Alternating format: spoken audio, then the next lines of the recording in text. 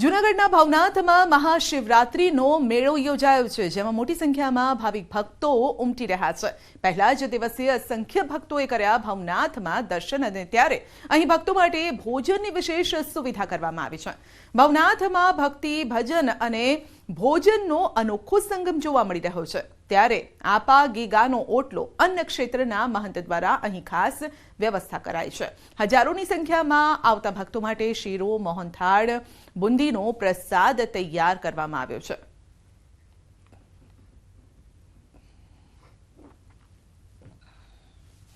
ભવનાથના મેળામાં ભક્તિ સાથે ભોજનનો પણ વિશેષ મહત્વ છે।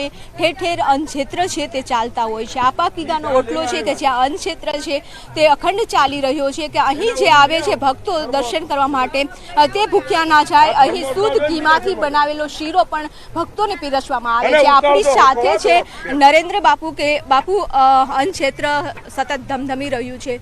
અંદાજિત કેટલા ભક્તો આવે છે, કેટલા વર્ષોથી આ તમે અન્નક્ષેત્ર ચલાવી રહ્યા છો? આ છેલ્લા 7 વર્ષથી અમારા પરમ પૂજ્ય સદગુરુદેવ શ્રી જીવરાજ બાપુનો આદેશ હતો કે એક વખત આપણે મેળો જમાડો, પણ એક વખત ચાલુ કર્યો ત્યારનો સતત લગભગ છેલ્લા 7 વર્ષથી આ મેળો ચાલુ છે। અહીંયા કોઈ આ બધાય કાર્યકર્તાઓ છે, ગ્રામ્ય વિસ્તારમાંથી સૌ ગુર્જર ક્ષત્રિય કડિયા જ્ઞાતિના કાર્યકર્તાઓ આવે છે। અહીંયા કોઈ કરતા હરતા સમાહરતા કોઈ છે નહીં।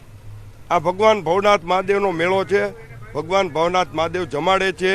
માં બહુચરાજી, માં અંબાજી, આપા ગીગા અને દ્વારકાનો ધણી આ મેળો સંપૂર્ણ ચલાવે છે।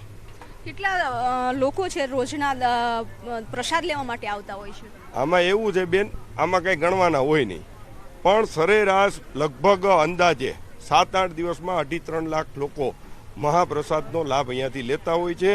પ્રેસ મીડિયા, ઇલેક્ટ્રોનિક મીડિયા, તમારા બધાનો ખૂબ અમે આભાર માનીએ છીએ, એટલા માટે કે આંગળી ચિંધાનું કુન છે એ મુજબ તમે લોકો સૌ પ્રેસ મીડિયા, ઇલેક્ટ્રોનિક મીડિયાના લોકો દ્વારા વધારેમાં વધારે જાહેરાત થાય, જેથી કરી અને વધારેમાં વધારે લોકો અહીં મહાપ્રસાદ લેવા આવે એવી અમે અપેક્ષા રાખતા હોઈએ છીએ। અત્યારે આપ જોઈ શકો છો કે આ રસોડું છે સતત ધમધમી રહ્યું છે। અહીં આવતા તમામ ભક્તોને પ્રસાદ મળી રહે તેની માટેની વ્યવસ્થા છે કરવામાં આવતી હોય છે। પ્રસાદ આપવા પૂરતો નહીં, પરંતુ અલગ અલગ જે ભોજન છે તે તૈયાર કરવામાં આવે છે। આજે શીરો છે, મોહનથાળનો પ્રસાદ છે, ગુંદી છે કે એ શુદ્ધ ઘીમાંથી બનાવેલી મીઠાઈ પણ અહીં ભક્તોને આપવામાં આવે છે। કેમેરામેન પંકજ મકવાણા સાથે વિપુ પટેલ, ન્યૂઝ 18 ગુજરાતી, જૂનાગઢ।